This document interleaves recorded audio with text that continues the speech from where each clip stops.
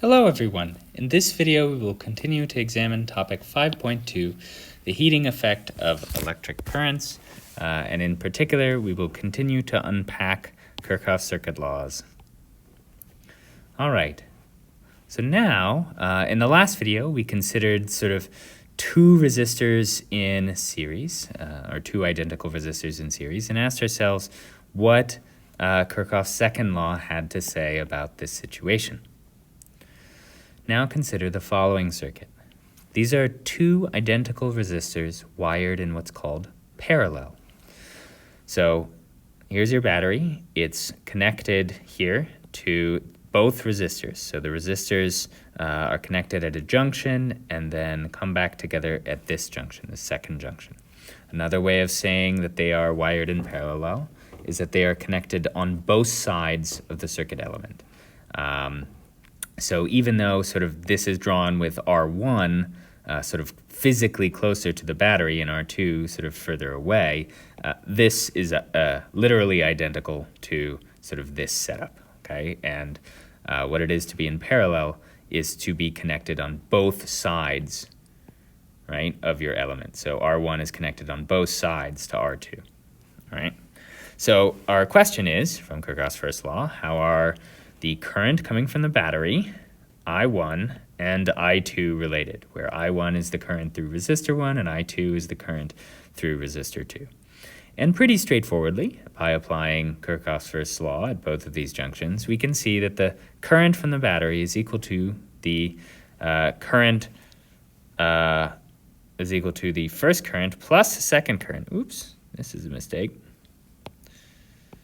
I'm going to fix that. All right, so I1,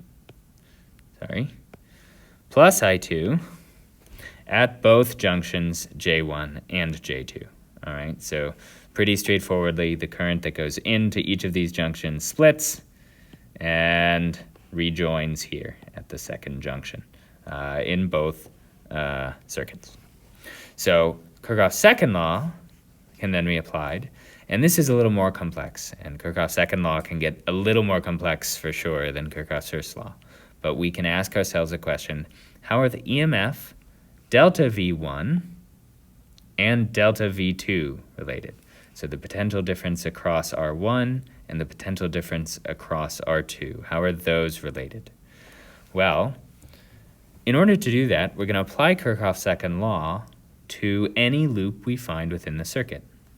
So first, take a look at this pink loop, okay? That we can get by simply drawing a loop right here, okay? Notice this part of the circuit isn't in the loop, but that's fine. Kirchoff's second law applies to any closed loop.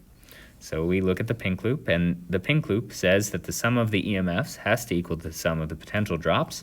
So the EMF of the battery is exactly equal to the potential drop across the resistor. Notice then that that also applies for loop 2 in purple. So loop 2, you go all the way around the circuit, and the EMF is exactly equal to the potential difference across the second resistor. So that's kind of interesting. It says that the EMF is exactly the same as the potential drop across both resistors, okay, across both resistors. And that's not obvious at all, but it happens to be true.